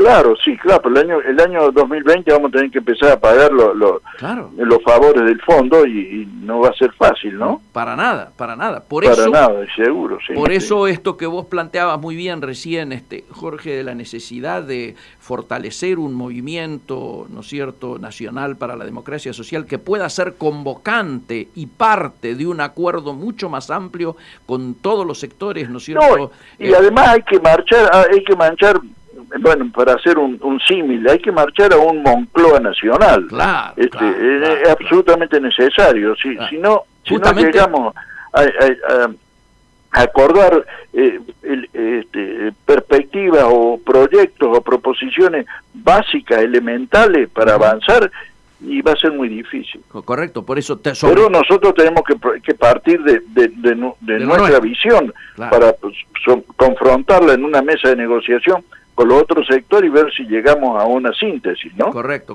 Todo esto agravado precisamente por ese cuadro que vos bien describías a partir del 2020 en adelante, ¿no es cierto? Sí, señor, sí, así es. Jorge, queremos agradecerte y lógicamente hemos empezado este año también contigo y la verdad es que sabemos que vas a tener mucho trabajo porque en la convención debe resolverse la política de alianzas, así que te mandamos un gran abrazo, te deseamos la mejor de las suertes y el mejor de los años posible. Igualmente, Miguel, que esté muy bien, ¿eh? Magnífico. Hasta entonces. Entonces, amigos, ustedes lo escuchaban directamente desde Córdoba, el presidente de la Convención Nacional de la Unión Cívica Radical, el doctor Jorge Sapia, Tano para los amigos, y hoy nos hemos enterado que además es un feliz tallarín. ¿Qué tenemos para la fecha de hoy, así damos vuelta a la página? Hoy tenemos una historia de amor. Le voy a pedir a Fabricio que nos introduzca el tema con una voz, que es la de Hugo del Carril. ¡Oh! Que no es la marchita, ¿no? No. ¿Por qué, Eva Perón? Porque hoy se cumplen 75 años de un encuentro que cambió la política y la historia argentina. ¿Cuál es el encuentro? Se conocieron Eva Perón y Juan Domingo Perón. Bueno, en ese momento era María Eva Duarte, todavía no Eva Perón. Claro. ¿Y qué pasó? En enero de 1944 el país estaba totalmente conmovido por, digamos, un terremoto. Ese terremoto se había producido el 15 de enero de 1944 y devastó la ciudad de San Juan. Se destruyó casi toda la ciudad, edificios, casas. Bueno, quedaron 7.000 muertos. El más famoso terremoto. Sí, quedó como un título, el terremoto de San Juan. Sí, se lo menciona como eso. Y casualmente fue el martes pasado, pero como yo dediqué la breve historia al Banco Provincia, lo dejé a un lado porque lo iba a retomar hoy. Justamente. Entonces, quedaron 7.000 muertos y desaparecieron casi todos los edificios de San Juan. Quedó tierra arrasada. Y de inmediato que estaba el gobierno de facto, encabezado por el general Pedro Pablo Ramírez, organizó una campaña solidaria. ¿Y para qué era? Para socorrer a los damnificados. En ese entonces estaba el coronel Perón, que tenía 48 años, que estaba al frente de la Secretaría de Trabajo de la Nación. Sí. Y lo tomó a su cargo la campaña solidaria y logró recaudar 12 millones de pesos.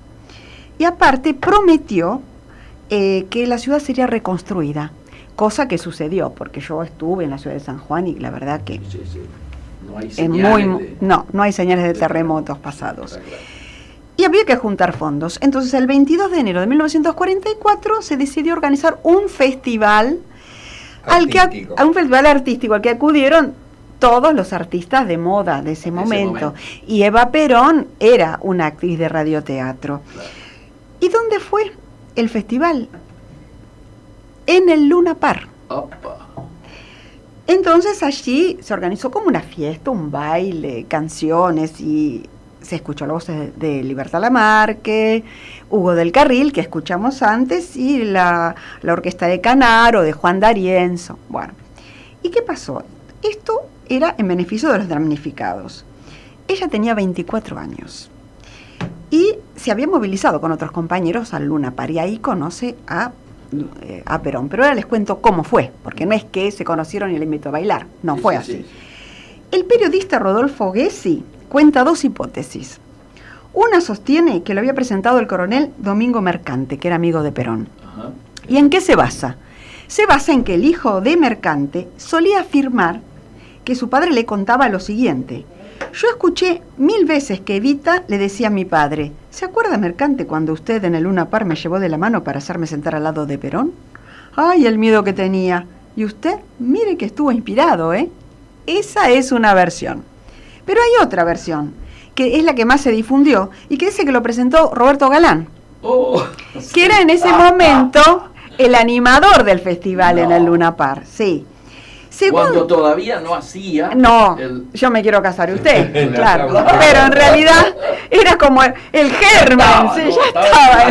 Exactamente. Era el germen de yo me quiero casar. Muy bueno. Pero según cita Alicia Duhovne Ortiz en el libro Eva Perón, que es una biografía, Sí.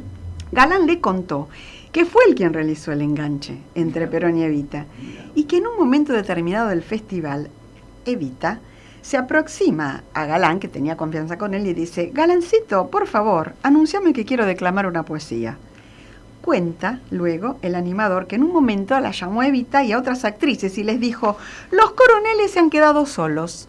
Se los voy a presentar diciéndoles que ustedes forman parte del comité femenino de recepción. Y fue ahí cuando Eva se sentó junto a Perón, iniciando una relación que duraría hasta el fin de su vida y que cambió la historia, ¿no? Sí. Incluso ella, en La razón de mi vida, dice que aquel fue el día más maravilloso de su vida. La relación sentimental entre el coronel Perón y Eva Duarte tomó estado público, pero en realidad no tuvo ningún apoyo del ejército, ¿verdad? No veían con buenos ojos eso. Pero cuando Evita conoció a Perón, vivía con una chica a la que llamaban la Piraña. La Piraña. La Piraña. Pero dice Evita que tenía un temperamento, que se llevaba todo por delante y que la echó a patadas de la casa de Perón, ¿no? Porque ella ya había empezado su romance con el coronel. Bueno, Eva compartió Pero que era una chica que trabajaba en la casa. No, Parece era una convivía, chica algo. con la que No, Perón convivía. tuvo otra historia así con una chica más joven todavía, ¿no? En la UES, Bueno. de Rivas, ¿no? Sí, pero es otra cosa. Una adolescente. Sí. Acá no aclara Alicia Duhovne la edad, ¿no?, de la Piraña, pero evidentemente sería una joven, porque a Perón le gustaban las jóvenes. Bueno, Eva compartió su vida desde aquel festival y pasó a ser una figura, ya sabemos, clave en su proyecto político. Se casaron después, en Junín, el 22 de octubre de 1945, y el 10 de diciembre y lo hicieron bendecir, ese enlace en la Iglesia de La Plata. Pero en 1956 ya estaba exiliado Perón, y ahora quiero leer unas declaraciones de Perón acerca de cuál fue el momento del enamoramiento de él de Eva. Circularon textos, ¿no?, de su autoría, hechos escritos por Perón, que integrarían la obra Del poder al exilio. Y algunos capítulos se editaron con el título de Cómo conocí a Evita y me enamoré de ella. Y Perón relata lo siguiente, y lo voy a leer textual. Eva entró en mi vida como el destino. Fue un trágico terremoto que sacudió la provincia de San Juan en la cordillera y destruyó casi enteramente la ciudad, el que me hizo encontrar a mi mujer. En aquella época yo era ministro de Trabajo y Asistencia Social. La tragedia de San Juan era una calamidad nacional. Para socorrer a la población movilicé al país entero. Llamé a hombres y mujeres a fin de que todos tendiesen la mano a aquella pobre gente. Entre los tantos que se presentaron en mi despacho, y aquí viene, había una joven dama de aspecto frágil, pero de voz resuelta, con los cabellos rubios y largos cayéndoles a la espalda, los ojos encendidos como por la fiebre. Dijo llamarse Eva Duarte, ser una actriz de teatro y de la radio y querer concurrir a toda costa a la obra de socorro para la infeliz población de San Juan. Hablaba de manera vivaz, tenía ideas claras y precisas e insistía en que le confiara el cargo. Yo la miraba y sentía que sus palabras me conquistaban. Estaba casi subyugado por el calor de su voz y de su mirada. Eva estaba pálida, pero mientras hablaba, su rostro se encendía. Tenía las manos escuálidas y los dedos ahuesados. Era un manojo de nervios. Discutimos largo rato. Era la época en que en mí se abría camino la idea de dar vida a un movimiento político que transformase radicalmente la vida de la Argentina. Vi en Eva una mujer excepcional, una auténtica pasionaria, animada de una voluntad y de una fe que se podía paragonar parangonar, perdón, con la de los primeros creyentes. Eva debía hacer algo más para ayudar a la gente de San Juan. Debía trabajar por los desheredados argentinos. Decidí, por lo tanto, que Eva Duarte se quedase en el ministerio y abandonase sus actividades teatrales. Recuerda Perón. Y bueno, fue así como nació. ¿Pero cuál fue la verdadera entonces? ¿En el Luna Park? En el Luna... ¿O en el despacho? No, la verdadera historia es comienza en Luna Park. En el Luna Park. Es después Ah. en la cita. Ya, O sea que a partir de ese momento en que hay un impacto entre ellos, es la cita. Yo diría, si me permiten la humorada, que a la otra chica la llamaban la piraña, no sé por qué, pero a partir del encuentro en el Luna Park, a Evita la tendrían que haber llamado el abrojito. Claro. Ahora ustedes, obviamente que lo saben, pero en muchos lugares se conoce más Evita que Perón. Claro. A partir de la ópera, ¿no? Claro. Nunca el nombre de Perón estuvo en las marquesinas más importantes de Londres o de Nueva York o lo que sea, ¿no? Sí, Mientras que acá Evita, Bueno, pero porque fue una mujer de mucho no, temperamento y sin provocó discusión. muchos cambios que él ni siquiera se hubiera animado solo si no fuera por ella. Sin discusión. Claro, también se dijo que el 17 de octubre lo generó Lo generó ella, lo cual no es cierto. Lo cual no es cierto. Sí, Vale. sí, está la No, carta pero además, de Perón, donde Perón resignado le dice negrita, vayámonos al interior a Sí, vivir, sí, que ella le esto había se pegado una terminó, qué sé yo. cachetada, y el que realmente hace la Cipriano. gesta es Cipriano Reyes, Sí, señor, ¿no? sí, señor. No, pero ahí, Del además... Partido Laborista. Sí, del Partido Laborista. No, pero además hay toda una situación, diríamos, que genera la mística, Claro. que es la muerte joven Ujú. y que es todo lo ocurrido con el cadáver. Claro. Esa odisea que originó que saliera de la CGT, terminara en otro lugar del mundo, volviera esto, ¿no? Es una cosa tremenda. Y ¿no? también la imagen... Tiene que ver con una suerte de necrofilia que en los argentinos Sí, siempre sí, ha sí, generado sí. una cosa... Bueno, en general los argentinos tenemos Una cosa- una gran tendencia, ¿no? Sin duda. Pero por también- lo Los atractivo de la rosas, muerte, sí. las manos de Perón, Claro. una cosa... Aparece también la idea de la santificación, es Absolutamente. decir, Santa Evita, que Sí, sí. es la madre de los desposeídos. Sí. Eso terminó por Sí, cerrar sí. toda esta No, y mística. además ha quedado, no en nuestra generación, pero sí en la anterior, muy en la memoria, diríamos, social de los chicos, cuando llegaban las cosas de la fundación, Claro. los panes dulces, las pelotas, las máquinas de coser y todo eso está en el... Quedó muy Lo grabado. curioso es que en, Evita- en otras camadas. Ella no tenía ningún cargo electivo, Claro. ni ningún cargo formalmente, digamos, oficial. Sí. Pero tenía un poder por Tremendo. acto de presencia. Yo doy fe porque estudié en la Facultad de Ingeniería, que era la sede de lo que iba a ser, mejor dicho, iba a ser la sede de lo que era la Fundación María Eva Duarte de Perón. La cantidad de leyendas que había ahí era tremenda. Por ejemplo, cada piso tiene un color de mármol de Carrara distinto. ¿Por qué? La explicación que que la daban los no docentes, los más viejos, era porque Evita no quería que los que no sabían leer y escribir, los humildes que no sabían leer y escribir, pasaran vergüenza preguntando qué piso era tal cosa. Entonces cada color estaba asociado con el primer piso, el segundo piso, el tercer piso. Mármoles de Carrara carísimos, que no hay otro lugar en Argentina de eso. Bueno, cada color, verde claro, amarillito, rosadito, cada piso tiene un color distinto. Claro, no sabía. Facultad de Ingeniería de No, no Buenos sabía. Aires. Sí. Y además me ocurrió que yo era secretario de Relaciones Institucionales y el peronismo de la capital, ya en democracia, quiso hacerle un homenaje a ese lugar y colocar una placa. Sí. Entonces el decano, Carlos Raffo, en aquel momento me designa a mí como orador. Bueno, la Facultad de Ingeniería tiene una historia, como se decía antes, muy gorila. La principal resistencia al peronismo fue allí, La línea recta, etcétera, centro que me tocó presidir a mí ya con otra matiz, ¿no es cierto? Pero entonces que yo hablara, habiendo sido presidente general, bueno, por el peronismo varios oradores, pero lo que más me impresionó a mí fue la cantidad de gente humilde que se acercó ese día a la facultad, que nunca había pisado una universidad ni nada, y que se acercó enterada de que ahí se iba a poner una placa en recuerdo de Evita. fue muy tocante, ¿no? Para los universitarios, que muchas veces este tipo de experiencias no las tenemos cotidianamente, fue un tema. Y yo me acuerdo como si fuera hoy cuando fui a Londres, y en Londres el ver la cara así en un mega cartel, ¿no es cierto? Y haberla visto en inglés Evita. Bueno, he llegado a muchos lugares en mis giras por Europa donde la música que me ponían cuando yo llegaba en las casas era No llores por mí. Argentina. Sí. Tremendo. ¿Cantado por quién? En inglés, por la original, no por Nacha. Nacha después hace una muy buena versión. Que hay una versión en español buenísima, Paloma San Basilio. Paloma San Basilio también, pero esta era la que se estaba pasando en Londres, que fue la que se hizo famosa, ¿no? Don't Cry for Me, Para mí Argentina. la mejor versión en español es una cantante que ha transcurrido distintos géneros, que se apellida Vigil.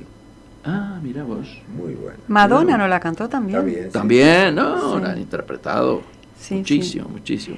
Eh, Pero muy bien, muy linda, muy buena. Para matizar un poco con los temas duros. Además pasamos de una cosa radical a una cosa del peronismo. Y porque Bueno. somos muy abiertos. Muy abierto. Muy abierto. Tenemos que serlo, Sí. plurales, como se dice ahora. Sí, señor. Héctor, Vamos a... siendo exactamente y 45, quedándonos 15 a sus minutos. marcas, vamos. Sus marcas, la columna. Primero un comentario chiquitito.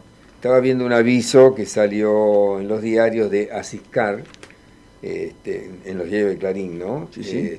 Porque promocionando la tarjeta de descuento 365 a quien se suscribe.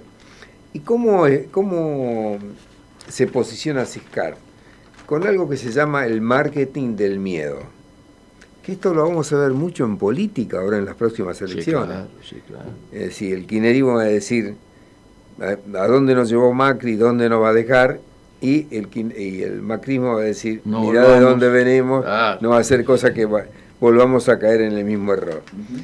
Y Asiscar se promociona con dos personas felices en la playa y dice el copy, ¿sabías que una gastroenteritis en Brasil puede costar $2.000? Mejor no te arriesgues, viajá tranquilo, viajá seguro. Esa misma técnica se utiliza también para otras cosas, como puede ser para vender filtros de agua. Claro. Por el miedo te cuentan todas las cosas que, Claro. que pueden ocurrir a Por través no- del agua. Claro. O un disyuntor. O un insultar, claro. Entonces hay toda una técnica que tiene que ver con el marketing del miedo, que Interesante. ahora lo vamos a ver como un subcapítulo del marketing político. Correcto. Sí, Sí, señor. se viene el Super Bowl. Todos los 5 de años. febrero, ya faltan solo 2 semanas.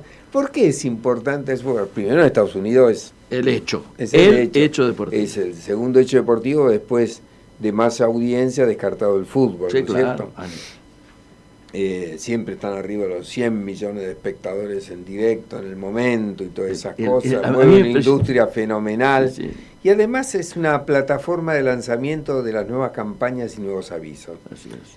Es muy caro, Muy caro. carísimo. Vos pasabas, todos los años pasamos, sí, ¿cuánto sale el segundo? 4 millones los 30 Sí, segundos sí, de sí. dólares. Ahora, eso a la vez provoca otras cosas. Por ejemplo, hay técnica como la de Victoria's Secret que utiliza el Super Bowl ¿para qué? Para remitirlo a su sitio y después multiplica por mucho, porque en realidad hace la promoción del show que después se puede ver en internet. Qué bueno. ¿Eh? Qué bueno.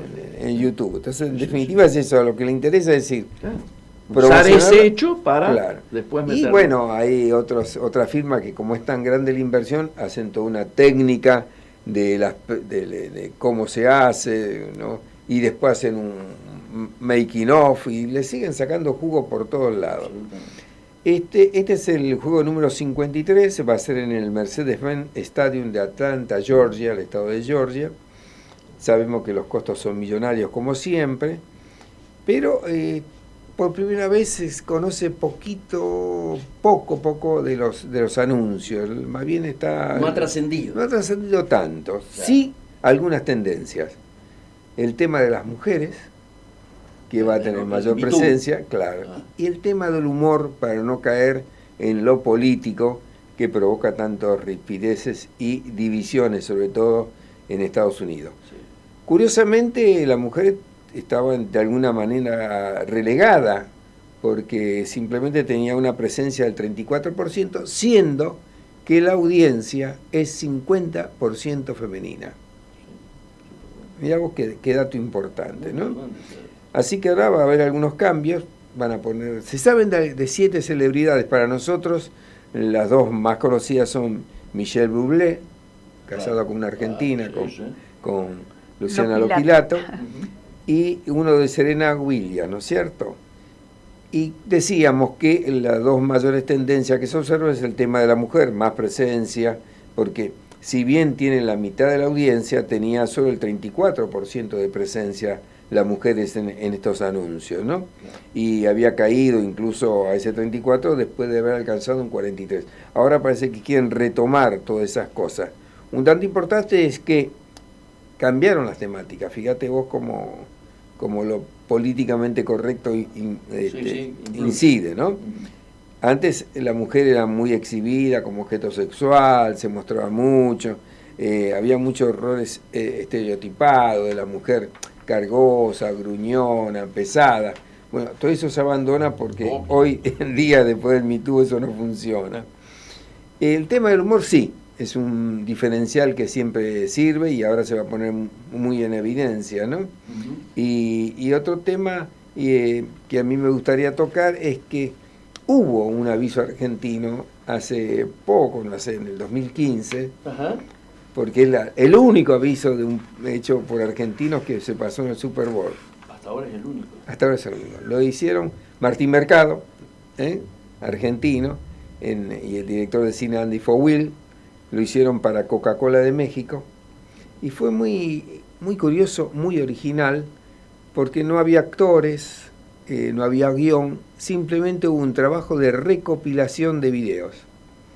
5 meses estuvieron trabajando, recopilando videos de todo el mundo, en el que buscaban situaciones románticas, ¿no? Muchas escenas de amor, encuentros de amigos y hechos heroicos. Entonces quedó muy, muy patente algo que se vio, que estuvo muy viralizado, de un tipo en la Argentina que arriesga su vida para sacar a alguien que había quedado atascado en una barrera y consigue empujar la camioneta, y en el momento que da paso atrás pasa el tren. Es una cosa que impresiona. Bueno, este aviso ese año, en el 2015, fue el segundo más visto de todo el Super Bowl. Y hecho con 2 pesos. Nada, claro. Hecho con 2 pesos. Pero había en su momento, Coca-Cola aparte estaba en la... Claro, el aviso era de Coca-Cola, ¿no? Y que, ¿cómo era? En esos momentos tan cruciales aparecía la bebida. Claro, aparecía la cosa, ¿no?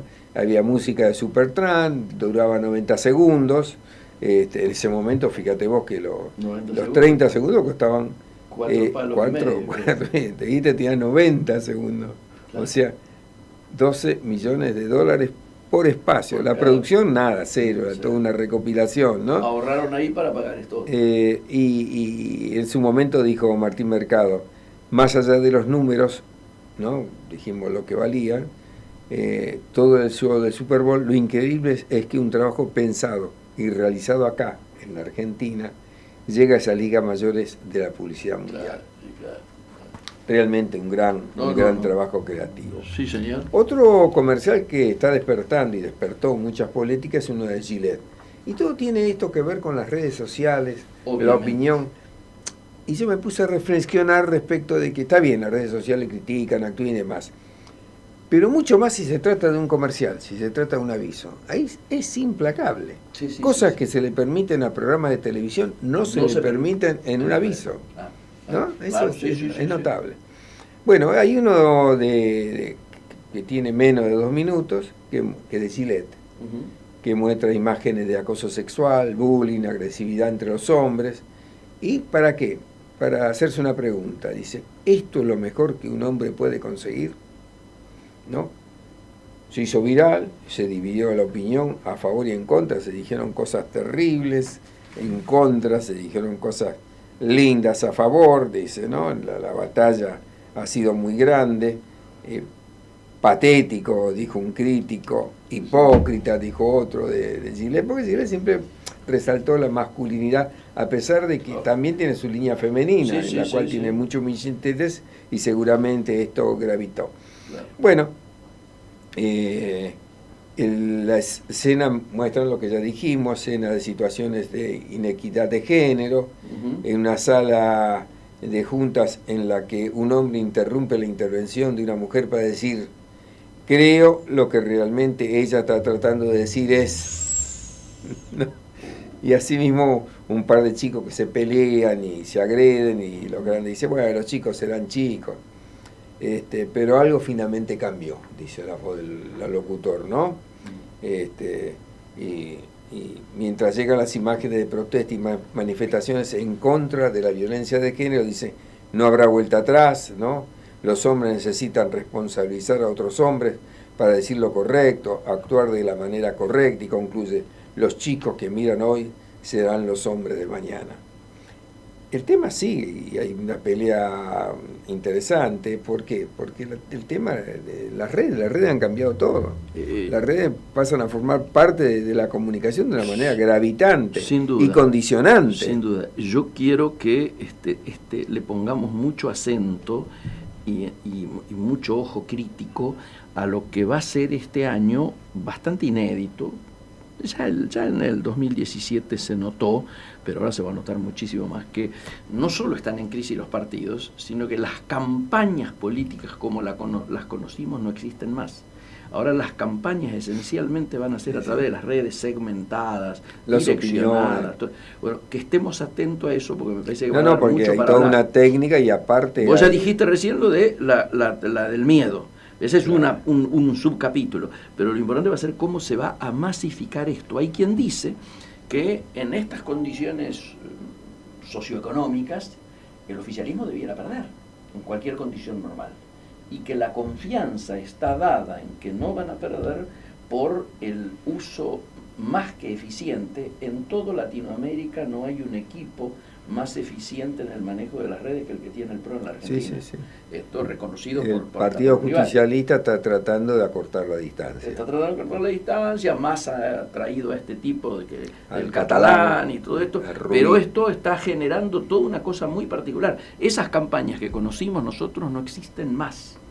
Y lo que existe es esto, ¿no? Lo direccionado, lo focalizado, técnicas de miedo, etcétera, y demás, ¿no es cierto? Donde tenemos que estarlo mirando porque objetivamente para nosotros es un aprendizaje también, ¿no? Pero ya empezó esto con Obama. Con Obama claro, ya había empezado. Obama empezó de una manera, el uso de la fake news lo lleva a Trump al gobierno, sí. Y como que se va sofisticando mucho todo esto. Y acá juegan tema central el rol de los buscadores, o sea, cómo sí. va a jugar Google. Aparte de los algoritmos, porque hay toda una técnica. Todo ejemplo, el tema es algoritmos. Ahora hay toda una técnica para enseñar a titular en las redes. Pero perdón. En técnica periodística hay un capítulo que tiene que ver... Pero perdón, te doy datos concretos. Tengo amigos míos que trabajan hasta ahora, pero se están yendo en el Cronista Comercial, porque ya ahora no es tan importante el vínculo, la fuente confiable, poder levantar el teléfono y hablar con el presidente de la UIA o con el presidente de la ciudad rural, etc., sino que lo importante son los chicos que están trabajando para que cuando se busca determinada palabra aparezca el cronista. Claro. Esto obviamente se hace a través de los buscadores, pero requiere una técnica especial de colocar 3, 4, 5 palabras permanentemente, y hay toda una técnica para que cuando alguien entra a buscar algo, lo primero que aparezca sea, en un caso el cronista, en otro caso el ámbito, depende de qué, pero la pelea está ahí. La pelea está, por ejemplo, uno antes titulaba buscando el impacto, claro, respondiendo al artículo, pero ahora además tiene que buscar determinadas palabras para que estén posicionadas primero en el buscador. Claro, entonces vamos a hablar de lo que dijo Ponce en Canal Metro. Claro. Entonces, ¿qué palabra hay que poner en ese título? Para que esté arriba. Sí, señor. Y a veces las palabras... Y hay que... la técnica está en que sin traicionar el texto puede aparecer la palabra. Vos lo dijiste, sin traicionar el texto. Ahora está ocurriendo muchos títulos que a veces casi no tienen nada que ver con el texto. ¿Por qué? Porque se exacerba tanto esto de que el buscador te lleve a ese sitio, a ese lugar, a ese link, que a veces no tiene mucho que ver con lo que tiene adentro. Y a veces uno se defrauda, porque vos ves un determinado título que tiene tal enganche, vas abajo y resulta que no. No hay nada. No, o hay algo, pero que no justifica un título de esa. Sí. Alguno podría decir, bueno, pero ya eso lo hacían en otro tiempo, Crónica con algún titular. Pero yo creo que Crónica, Crónica tenía reflejaba. una técnica no escrita de titulado. Ahí está. Siempre se comentó que, bueno, el titulero Eran los- de Crónica... No había un titulero. Claro. Era como un concurso interno vocacional A ver. de todos los redactores, el jefe de redacción, Claro. en este caso secretario general de redacción, para abajo, en el cual se buscaba con ingenio responder a un título que podía ser humorístico también. Bueno, el que lo llevó también a un lugar menos masivo, pero también... es Página 12, claro. ¿Cuántas veces Página 12? Y ahora también, de una u otra manera, Barcelona. Claro. Con un título más cómico, pero también haciendo... provocar. Claro, ¿no? con un humor más ácido. Provocar y atraer. Claro. Señores... Son tiempos de cambio. Son tiempos de cambio, por eso digo que estemos atentos a eso, porque me parece que va a ser el tema, ¿no? Exactamente 15:59, 16 horas, los hemos acompañado en Comercio Exterior Siglo XXI, hoy, como todos los martes, y nos estamos reencontrando, por supuesto, el próximo. Nos vamos muy satisfechos, hemos logrado todas las comunicaciones, obviamente le agradecemos a Fabricio y también a la suerte que ha permitido que, ¿no es cierto?, técnicamente pudiéramos hacer esas conexiones, y seguramente, si todo anda bien, nos estamos reencontrando el próximo martes. Hasta entonces.